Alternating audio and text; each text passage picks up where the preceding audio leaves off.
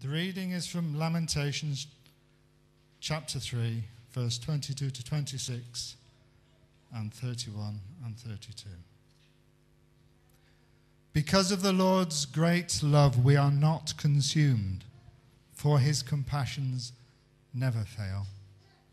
They are new every morning. Great is your faithfulness. I say to myself, the Lord is my portion, therefore I will wait for him. The Lord is good to those whose hope is in him, to the one who seeks him. It is good to wait quietly for the salvation of the Lord. For men are not cast off by the Lord forever. Though he brings grief, he will show compassion. So great is his unfailing love. The reading that Roger read is from Lamentations, which is something that the prophet Jeremiah wrote. And I don't know about you, but I admire people that can say stuff like that. Amazing. Can I just read you what precedes that? So that's the whole chapter 3. I am the man who has seen affliction by the rod of his wrath. He has driven me away and made me walk in darkness rather than light. Indeed, he has turned his hand against me again and again all day long. He has made my skin and my flesh grow old and has broken my bones. He has besieged me and surrounded me with bitterness and hardship. He has made me dwell in darkness like those long dead. He has walled me so I cannot escape. He has weighed me down with chains. Call out or cry for help, he shuts out my prayer. He has barred my way with blocks of stone. He has made my paths crooked. Like a bear lying in wait, like a lion in hiding, he dragged me from the path and mangled me and left me without help. He drew his bow and made me the target for his arrows. He pierced my heart with arrows from his quiver. I became the laughing stock of all my people. They mock me in song all day long. He has filled me with bitter herbs and sated me with gall. He has broken my teeth with gravel. He has trampled me in the dust. I have been deprived of peace. I have forgotten what prosperity is. So I say, my splendor is gone, and all that I had hoped from the Lord. I remember my affliction, my wandering, the bitterness and the gall. I well remember them, and my soul is downcast within me.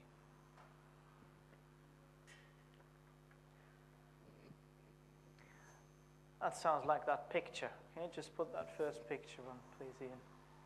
It sounds like that. It sounds like his life's battery is cracked and drained out. I don't know if you ever felt like that before, well,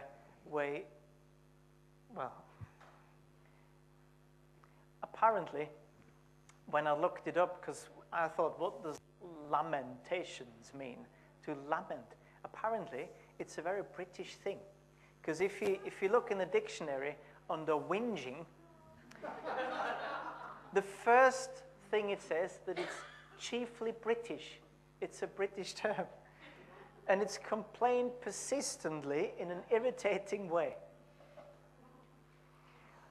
So whinging is very British. We're all very good at it. I include myself in that. And it's biblical. There's a whole book dedicated to whinging. In fact, as we will find out in a bit, there's 2 books, the Psalms and Lamentations. They basically just whinge. And you know, as irritating it might be for the people around you, it is really important to be honest and whinge. How important is that? If you feel like this, please just whinge to God. He can cope with it. He's heard it before.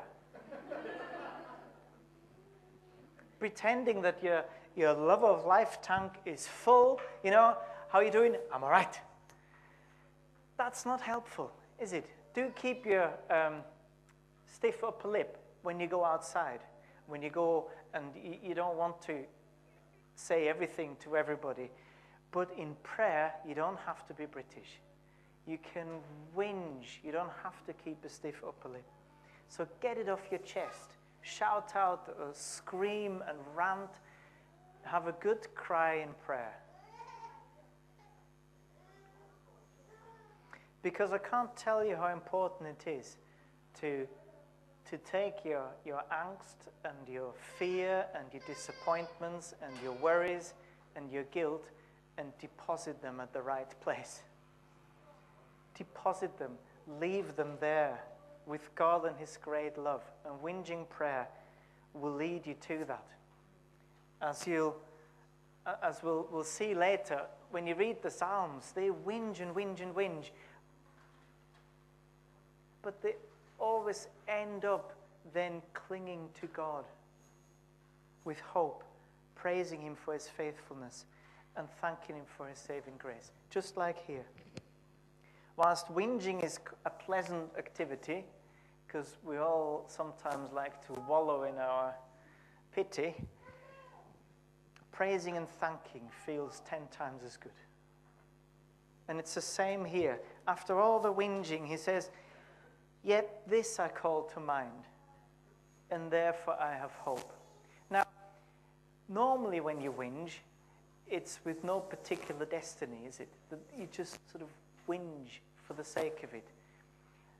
If we whinge in prayer, God will gently lead you to that point where He calls something to your mind. "Yet I call this to my mind, and therefore I have hope." Because of the Lord's great love, we are not consumed, for His compassions never fail. Before I tell you what happens then, let me flip verse 22. I just read it. Because of the Lord's great love, we are not consumed. Let me flip this. Without God's great love, we are consumed. Consumed, it's no news to you that worries can consume you. That fears can become all-powerful and can suck you dry. Your guilt can choke you, pin you against the wall, and leave you there. I don't know if you ever had that, but your inner thoughts can gather such pace as they go round and round and round. 4 a.m. is a good time for that, apparently. That you can't keep up anymore. Judging by your faces, you haven't got a clue what I'm talking about. You've never been there. But it doesn't necessarily need to be negative stuff that consumes you. It doesn't need to be that dramatic. Consumerism, I looked it up, and it's defined as the systematic creation and fostering of a desire to purchase goods or services in an ever greater amount. Just think about that again. Consumerism is the systematic creation and fostering of a desire to purchase goods and services in ever greater amount. So we're not talking about needs. We're talking about desires. It's not I need, it's I want. And it taps into the secret worry that Adam and Eve had in the Garden of Eden about, what if we miss out? I don't want to miss out. I don't want to miss out on being like God. I don't want to miss out on hundreds of hours of television that I could be watching when I'm not in. So you tape the stuff and you watch it when you get home. I could miss out on phone calls. I could miss out on technology and CDs. I could miss out on pure white shirts. Not that white shirts that I used to have. No, it's pure. You know what I'm saying? It's you're missing out. So they create desires in you, not needs, but desires. And they create them and then foster them. They're not actually there, but they make you hooked on stuff that you don't necessarily need. And then they keep you hooked. And it's a systematic creation of that stuff. And when I read that, I thought of the devil. because he systematically creates desires in us to keep us hooked, to keep us, to have desires to get stuff and have stuff, and he perpetuates them. He keeps them hot within us, and thus he traps us in ever greater amounts. So that the consumer becomes consumed with all the stuff. I don't know if you guys like watching the gadget show. I find it very interesting, and all the latest different gadgets. And they usually have a competition where you can win. And the competition is like something as ridiculous like 160 prizes or something stupid like that, with LCD TVs, plasma TVs, and Apple TVs, and camcorders, and iPhones, and Apple Macs, and you name it. And I was thinking, if I won that, I wouldn't even know where to put it. My energy consumption would double. And just imagine the time it takes to use all that stuff. I'd have to give up work. The consumer becomes consumed. So let me say it very blunt. Without God in your life, without the knowledge of God's great love, it's far easier to be consumed with stuff which at best wastes your time and at worst will kill you before your days are up. It's like pennies. You know, when you go to a supermarket, they have these well, I don't know what they're called. You put stuff in for the blind center, and you have races with your kids and the pennies. And that's quite harmless. But the illustration is this. When you put the penny in, there's no question, eventually it's going down, right? I've never managed to spin in a penny so well that it keeps going. Eventually, it's going down. If you get it right, they spin for a while, but they're always going down. If you get it wrong, straight down. Very disappointing. It's because there is no outside intervention. Gravity does it. Without outside help, without outside intervention, without outside perspective, our life just goes down eventually. How quickly depends on how well you spin it, how well you manage it, but eventually it's going down. The penny doesn't stop and contemplate its destiny and its value. It just sort of lets itself go with gravity. But you and I, we have a chance to contemplate our value in God. We have a connection with our God that can change the whole thing. Verse 22 then says, because of the Lord's great love, we are not consumed, for his compassions never fail. Compassion literally says to suffer together with. To suffer together with somebody. God never fails to suffer with us. God never fails to suffer with you. When you're up at 4 a.m., God's up too. When you banging your head against the brick wall and it's on all four sides, God suffers with you. God's not detached, isolated, or an innocent onlooker. He's right there with you. He's more like the dad who has to take one of his children to the dentist. You know, when I take my children to the dentist, I'd rather wish that I could sit down instead of them, instead of having to watch their pain and their fear and their tears. When they're going through heartache and upset, I wish I could take it away, or at least take it on myself. That's God. In fact, that's exactly what God did.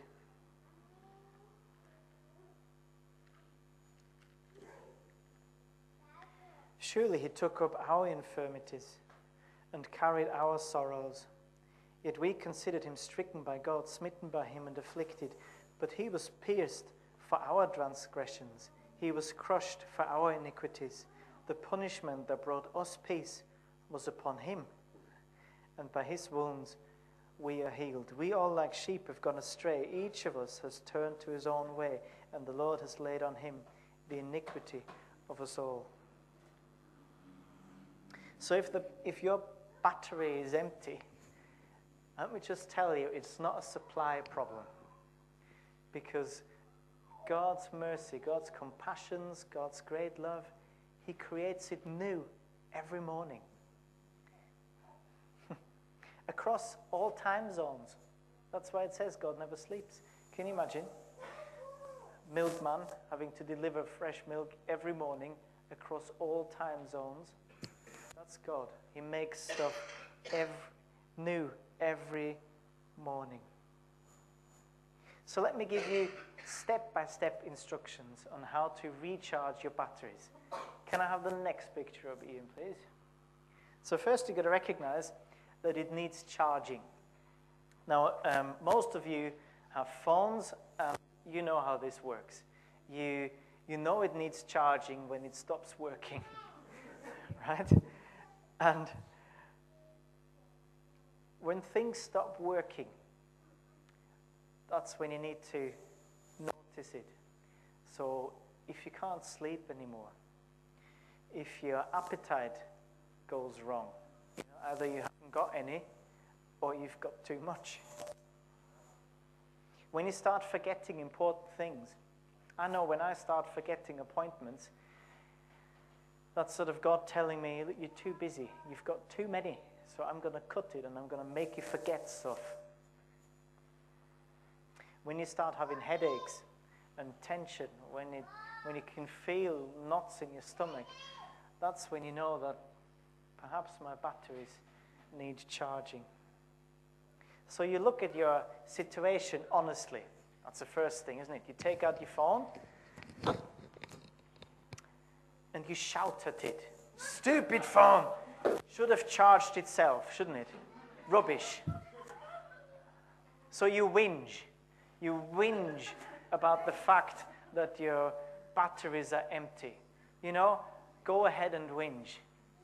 But put your arms together and close your eyes and whinge to God. Lord, I'm just like that. I'm empty. I'm completely empty. And then many of us wait and see. I'm always in danger of just wait and see what happens. Well, you know what happens when your phone's empty? If you wait and see, it's not going to get better, is it?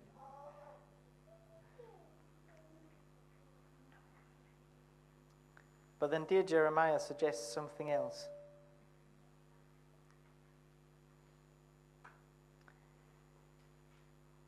He suggests wait and seek. The Lord is good to those whose hope is in him, to the one who seeks him. It is good to wait quietly for the salvation of the Lord. Wait and seek. You need to find a good place to charge. You need to find a good time to charge. Not on the go. You know what it's like when I need to go out, my phone's not charged, and you plug it in for 2 minutes. It's not going to be good enough. It's going to get you through the next hour, but really to fill up properly, you need to plug it in for a while. And consistently. Our prayers, sort of the emergency prayers, they're okay.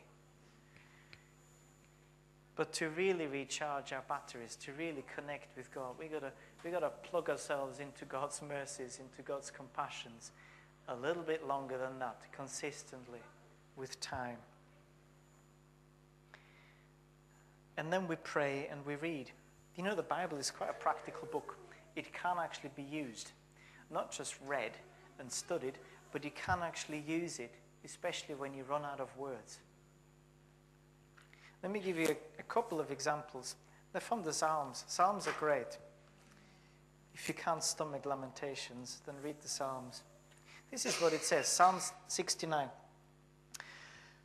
Save me, O God, for the waters have come up to my neck. I sink in the miry depths where there is no foothold. I have come into deep waters, the floods engulf me. I am worn out calling for help. My throat is parched, my eyes fail looking for my God. Those who hate me without reason outnumber the hairs of my head.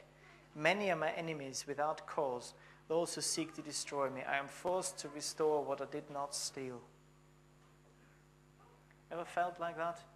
If you can't find words to express yourself, read stuff like that, because later on it will make you also turn a corner. Verse 13 says, but I pray to you, O Lord, in time of your favor. In your great love, O God, answer me with your sure salvation.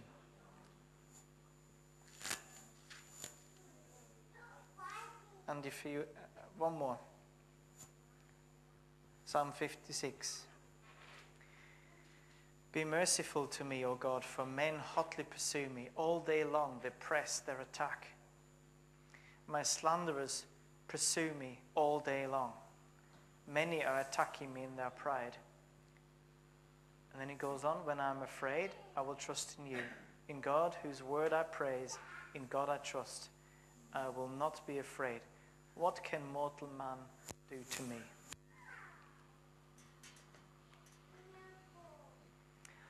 So it collects you where you are, and sometimes it puts words to your emotions, far more descriptive than you would think is allowed in the Bible.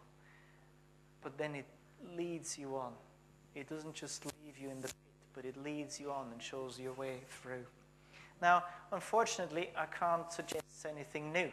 You know, there's no new gimmicks on the market for recharging our spiritual batteries. There is no Bible 4S. There is no prayer 8.0. There's nothing like that. It's the same old spiritual disciplines. But the thing about them is they have worked for people for thousands of years. Their track record is really good. They've been tried and tested. I can't promise you anything new, but I can promise you this, that if you connect with God, His compassions will never fail. They'll always be new.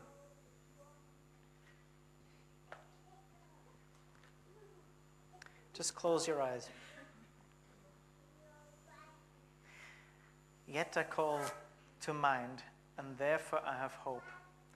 Because of the Lord's great love, we are not consumed. For His compassions never fail. They are new every morning. Great is your faithfulness. I say to myself, the Lord is my portion. Therefore I will wait for Him. The Lord is good to those whose hope is in Him, to the one who seeks Him. It is good to wait quietly for the salvation of the Lord. For men are not cast off by the Lord forever. Though He brings grief, He will show compassion. So great is His unfailing love.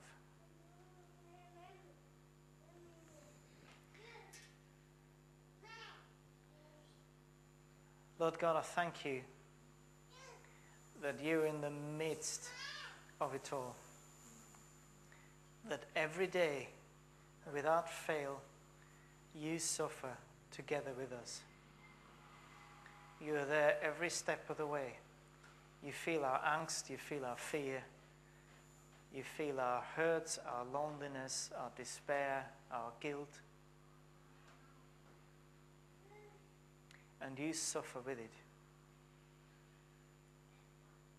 Every little arrow that we can feel in our stomach and in our heart, you feel just the same.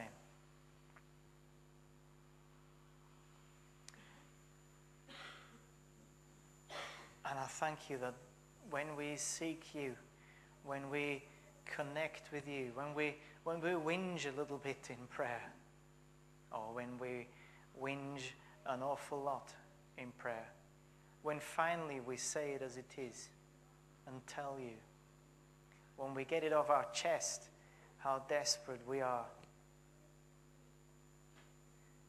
Lord, first of all, you listen. And then you feel it with us. And then your great love will come and pick us up. And over time, and somehow, I don't know how you do it, but somehow you intervene. You change. Sometimes you change the situation, sometimes you change us within. And it's a miracle. Because otherwise it would be a downward spiral until everything disappears into a black hole. But because of your great love, because of your compassion, there is hope.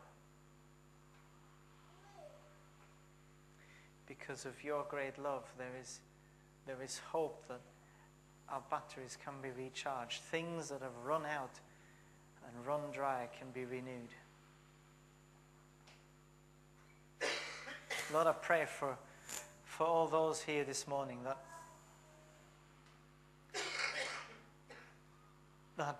feel that Jeremiah's description there in chapter 3 is just about right. That life is tough and nobody really cares. I pray that what we sang earlier, that mercy will fall. That we will just feel your grace and your mercy and your great love soak us to the bones.